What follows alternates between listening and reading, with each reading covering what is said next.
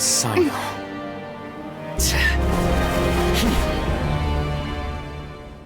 Unless my memory fails me, we have barely spoken 2 words to each other before now at the Academia. Would you— Oh, Hatham. Do not think you can escape my judgment, just because you managed to escape my attack. Judgment?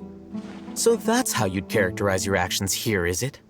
Or would elimination perhaps be a more accurate description?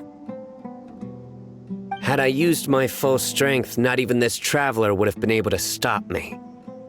Though styled like an assassination, I sought only to ensure that my target would be unable to flee or resist.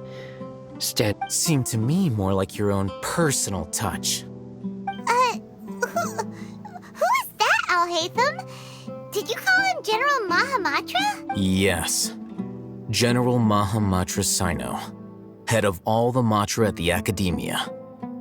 You seem to have placed a lot of trust in Al-Haytham, to the point of blocking an attack for him. If I were you, I'd never choose to side with him.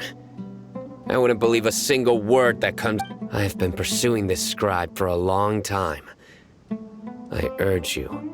Has Al-Haytham done something wrong?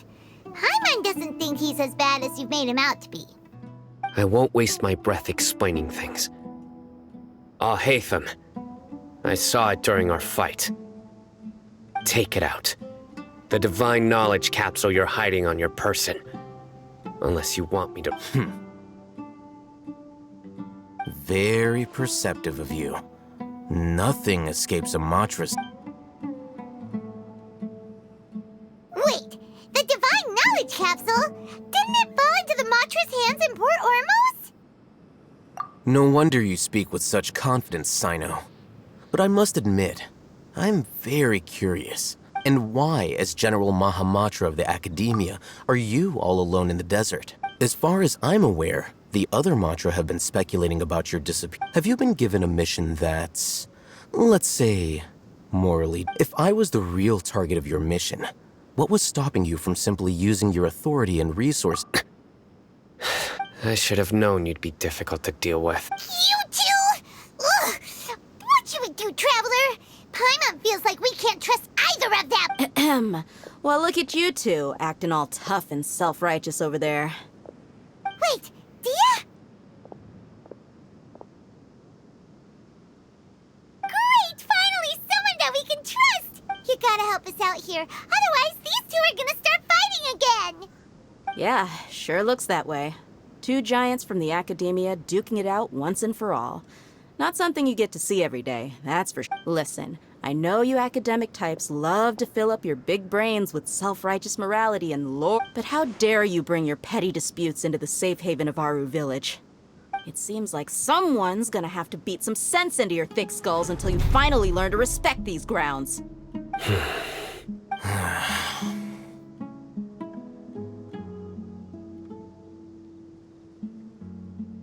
Hey, did either of you hear a word I just said? Whoa, what's going on? The wind's so strong! Another sandstorm? What's up with these recently? Hey! All of you, over here, quickly! We have to take cover! Someone's calling for us! Oh, this wind— That sounded like Candace. Come on, you two. Jeez, are all of you Academia folks such hard work? Move— All right, stop yelling.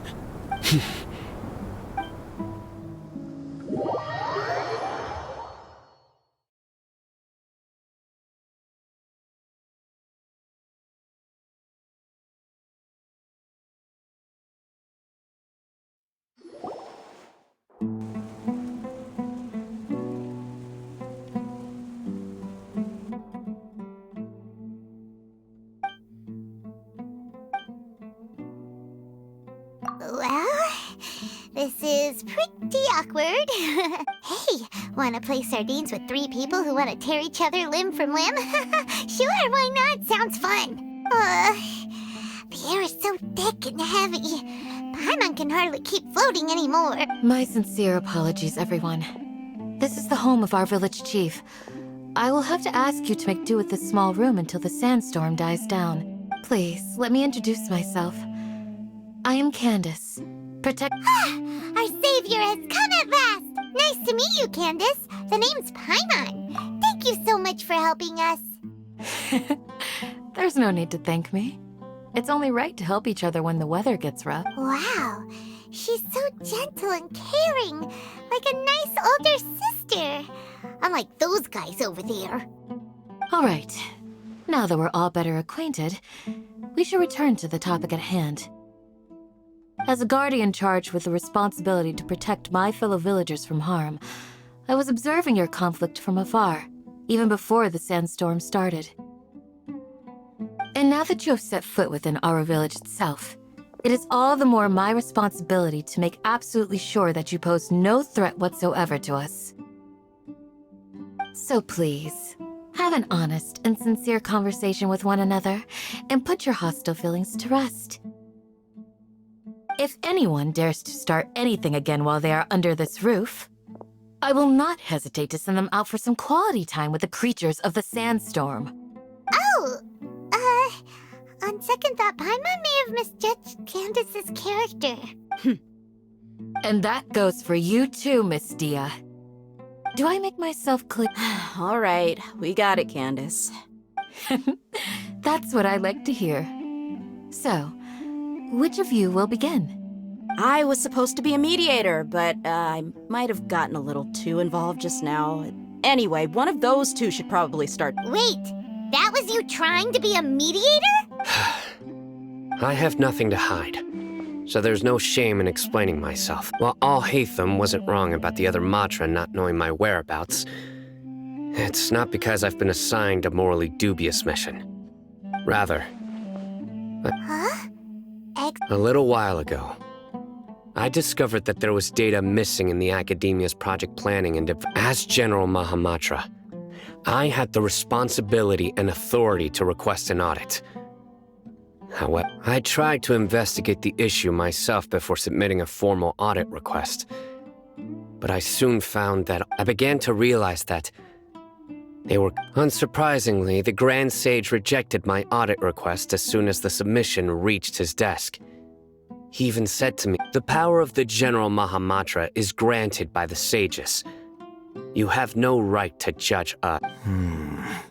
So they really are up to no good. I realized then that to the Grand Sage, the Matra are nothing more than tools for the sages to assert and maintain their control over knowledge. The vows that we took, the principles that we strive to uphold, they are meaningless to the Academia of today. I believed it would be wise to flee the Academia before the sages had a chance to take action against me. This way, they can no longer see nor... I will never give up on this investigation. There's no need for someone else to give me power or authority. Sino seems to have the same goal as us. We're all investigating the sages. Plus, now that he's no longer the General Mahamatra, he somehow feels a lot less scary. Well, Sino, if that's your story, then why did you see Al-Haytham as a target? When I was investigating the matter in the Academia, I overheard a conversation between Al-Haytham and a sage. The sages asked you to investigate a blonde-haired traveler. Do you... What? Like many parts of the project, this assignment was undocumented. Now throw in your suspicious behavior with the Divine Knowledge Capsule.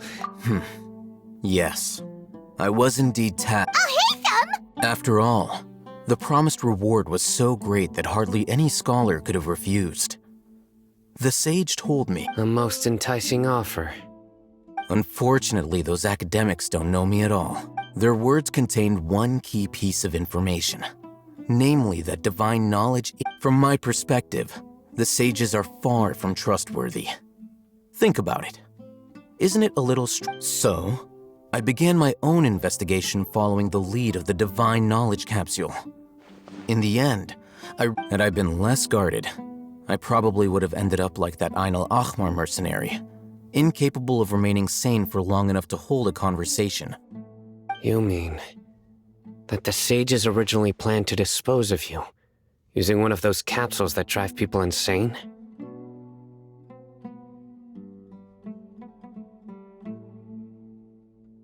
I'd already given up on the assignment by then.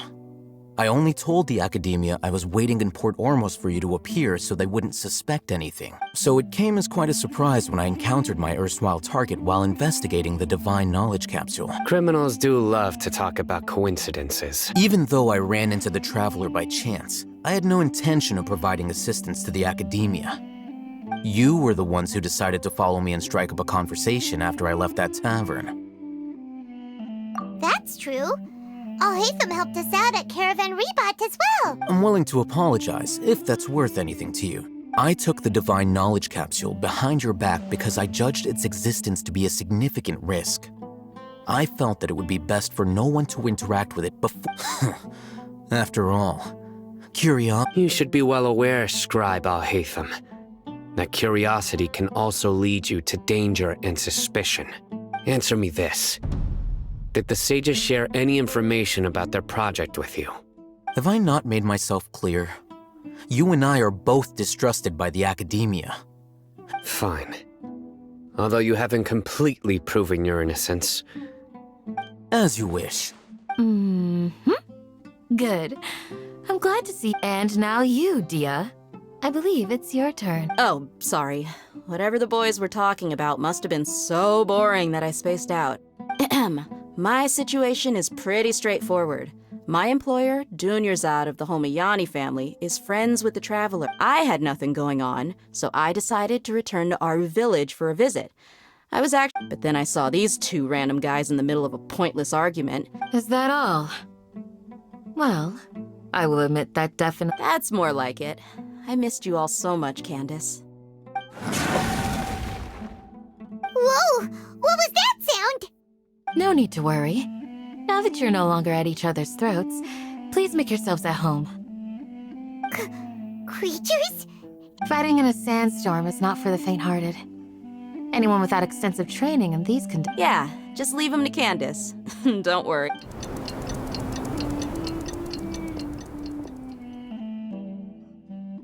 The wind's died down. That means the sandstorm... Candace still isn't back yet, though. When you put it that way, even I'm starting to feel a little worried. All right,